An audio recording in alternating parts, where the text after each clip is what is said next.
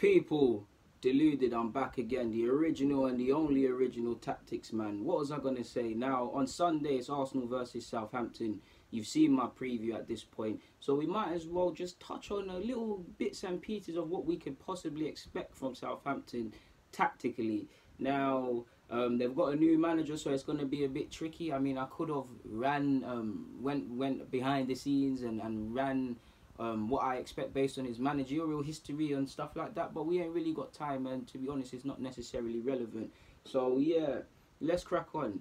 First and foremost, let's look at, I do think their lineup slightly changes in games and in motions, and we'll get to that in a second. But what do you see here, people? Excluding the keeper, you see a 4-3-2-1. Do you not, people? Yeah, forgive me if I'm wrong, but do you not see a 4-3-2-1? You do. So yeah, you will see typically what, Højbjerg, Lemena, Romeo, who's not exactly match fit, or Armstrong, or whatever. You Southampton fans, you watch your team more than me in it, so I'm not the most accurate of men right now, but you get the point.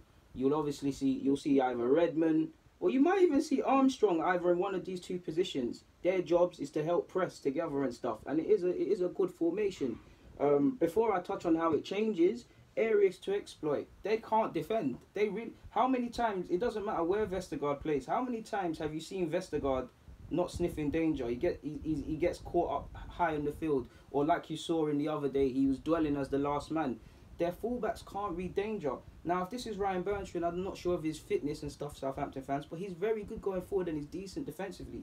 But he's likely to leave gaps. Now, if he leaves gaps, there's space to exploit. Cedric as well, he's played on the left and the right. They're going to leave spaces. So if their fullbacks are going high, people, we need to take advantage of that. We need to take advantage. We also need to stop Armstrong shooting, but we need to take advantage of that. Yoshida as well, these centre-halves, they don't shuffle across to help their fullbacks quick enough. They get caught out of possession. How many Southampton fans, I'm sure you guys know, I can bring the United goals that was conceded, definitely one of them as an example, but you know yourselves more often than not. How many times has... Let me get the black one. Oh, how many times, people, has the Southampton fans, has the ball been like here and your centre-half is caught, this centre-half is ball watching, the fullback's unaware, or if the ball's out there, they're not shuffling across. At this point, you get the point in it. Ultimately, people, there's gaps in spaces. If there's gaps in spaces, then we can exploit, especially counter-attacking at pace. So I've made a bit of a mess, so give me 2 seconds to draw this again, people, how their formation changes now. So I've already spoken, their centre-halves, they have an issue with movement. In fact, I always say this movement thing. Let me try and make the example a bit better using the black pen.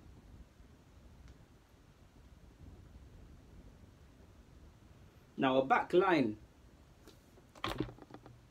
sorry people, a back line. This is our back line, exclude that and just focus on the black ones I've drawn for you. Our back 4, 5 including the keeper. Communication is key. It's meant to be an unbreakable chain in the sense that you shuffle across. What are you taught in grassroots? You shuffle across. If the ball's over here and your fullback's gone, you shuffle across. Then obviously wide men will tuck in. And the same goes on the other side. Obviously when the keeper's got the ball, you both split. Now Southampton, I'd class them as a possession. I'd say strength is, they can claim possession as a strength. They like to get the ball down and stuff like that when they're in form. So their fullbacks will always make options and stuff. But naturally, people, what do you typically see? And get my Arsenal sock, which is doubling up as this. What I mean by getting caught is this. Now, obviously I was an attacking fullback, so this is the risk that's taken. They're going to be high up the field. Their centre-halves are not the fastest of men. So you can see the gaps already, people, here. 1, 2.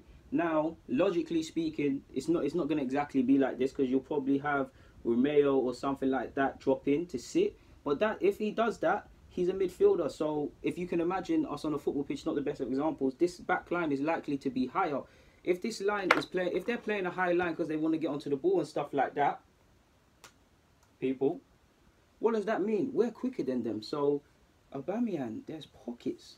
There's pockets. We have to play direct, but there's pockets. It's not always black and white as that, because like you're likely to actually see, because of not to gas us up and stuff like that, but we're a bigger side than Southampton. Southampton are nervous and stuff like that. They're probably for the first 10 minutes just going to sit in and remain rigid and things like that. So that was probably, what I just showed is probably likely to happen around the 50th minute mark, or maybe in the first half, depending on how the game's going. But what I expect personally, I expect them to sit like this with their midfielders.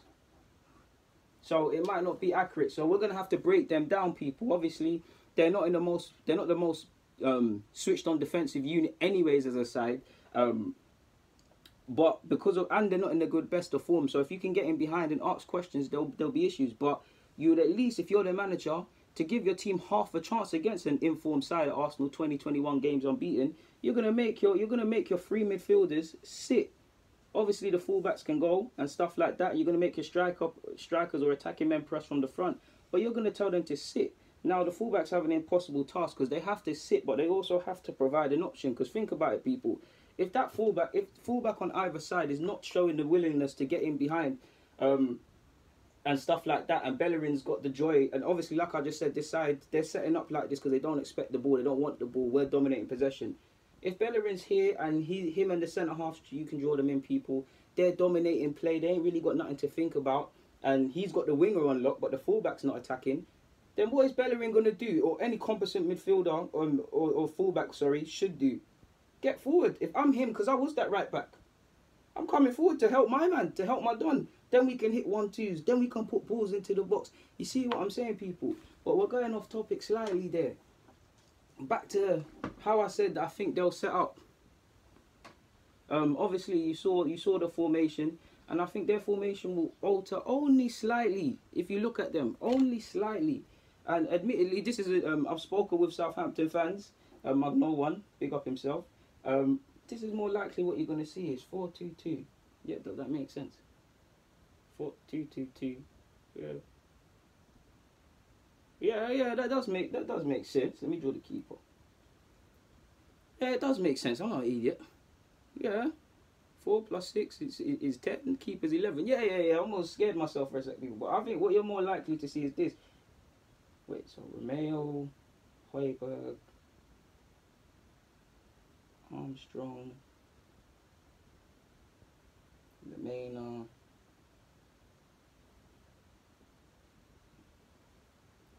4, 6, 8, 9, 10. You're more likely to see this, people. Now you're more likely to see a 4-4-2-2. It depends on who exactly is, well, no. Yeah, 4-2-2. Yeah. We're right here. 2-4-2-2. Yeah, 2, 4, 6, 8. Yeah. I'm on topic, people. Forgive me. I don't know why I keep checking it, people. So if you can imagine, this is what you're more likely to see. You'll see two midfielders sit. You'll see, if this is Redmond, then Redmond will have to get up and join as a striker, people, and support as a striker with Shane Long or whoever's up there. Midfielders, whether this is, so that's Redmond, Shane Long. You've got Armstrong, who's been scoring goals and dangerous. Get in behind. Get on. This could even be Lemena or someone with more technical based ability. Get in behind, make stuff happen. Then you've got the two midfielders sitting. You might even see one slightly come in to play and stuff like that.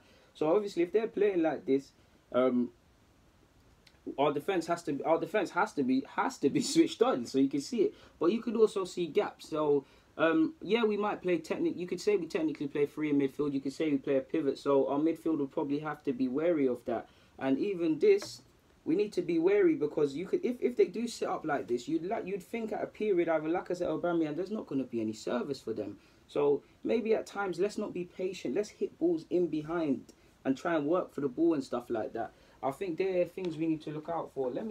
People, this does make, apologies if I've put one extra person on that pitch, people.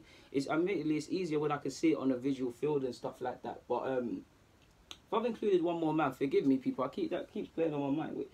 4, 6, 8, 10, keeper, 11. Nice, right, people. Sorry, man. Maths wasn't my subject. Just about past that, my guys. But yeah, obviously, if you're Southampton, you're gonna think. I'm not even drawing anything. I don't know. I'm selling you lot dreams, but the issues probably be our centre halves, because it's not our first choice centre halves. Koscielny, He hasn't played for a while. He's obviously likely to get 60 or so minutes on Thursday. I do think he's included in the match day, so he has to be fit. But he's not of fit. He's still battling from fitness. Monreal's had his own injury concerns, and he's going to be drafted in back to play at centre half. So if you're Southampton, that is one area of confidence for you, because Monreal's done his thing there, and Koscielny, I think they'll both be all right there. But ask questions. It's been a while since they've played together. It's been a while since Koscielny's played. Ask questions. As much as Monreal is competent there, he's not a natural defender. So if you're Charlie Austin, you're trying to throw him around, discourage him. Now, Monreal rises to the task, but I'm saying from a Southampton point of view, rough him up, pull him out of position. Monreal's not going to beat you in the air. Do things like that in the air. Try and exploit at set pieces. We need to watch back posts, because I do think Cedric and Yoshida, they don't mark properly. Yoshida, when in play, when we're attacking, watch his movement. He's going to leave gaps. And I do think Cedric and a couple of them, they switch off at whether they're marking at front post or back post. So we need to pay advantage of that. But by the same logic, Bellerin, you saw it a couple of years ago, Marcos Alonso for Chelsea. You've seen it typically. Bellerin at times is targeted. Back post, they'll target him. There's not much he can do if he can't grow 10 inches. But if you're Southampton, you think laterally, all in back post, double up on them, especially because Arsenal are not going to man mark, because we zonal mark.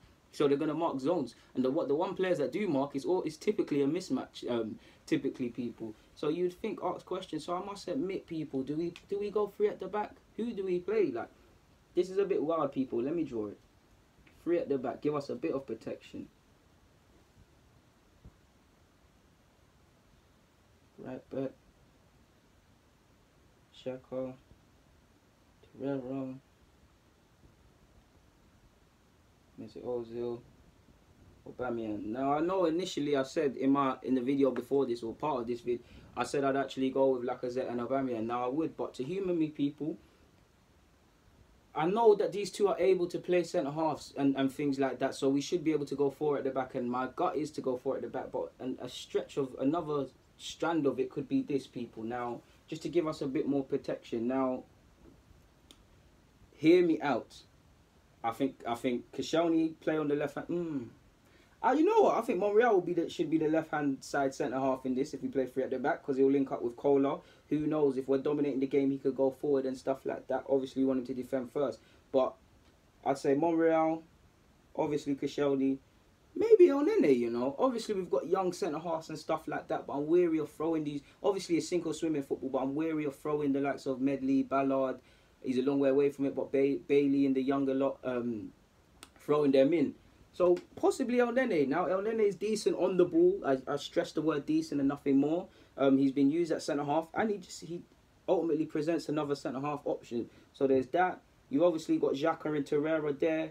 I'd go Ozil for creativity purposes, and because Ozil, if he drops deep, we've got 5 in midfield. Or you could go with Guendouzi or Ramsey, who would start there, and obviously if it's Ramsey, he'll have to run in behind for Aubameyang. I've gone with Aubameyang because I do think Lacazette can play by himself. He can play by himself up front. And you could argue on one stretch of the imagination, he's actually better than Aubameyang playing by himself, because he's got more to him with his back to goal. He's able to come deep and things like that. But I do think, one reason I like this sort of position and things like that, and I do think this is because of this.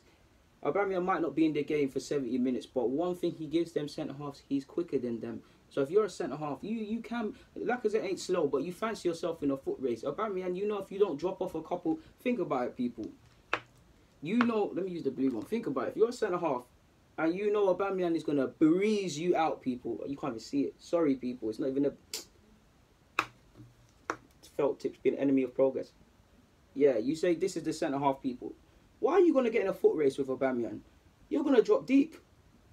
And if you drop deep, you're playing them all on side now. Your back line has to drop. So now we can come further up the field. That's what Aubameyang gives you, because they're constantly scared of his pace. We know balls over the top is that. Where if you're Lacazette, just obviously it's not always like this, but if you're Lacazette and you know that you can get in, you can beat him in a foot race, you're going to stay level with him. And if you're level with him and there's 2 of you and whatnot, and your midfielders are doing their jobs and them things there, he's going to be outnumbered. It's going to be like when it was Theo Walcott up front, and because he didn't have much about him with a football at his feet, it was like playing with 10 men. The United away comes to strings to mind first and foremost.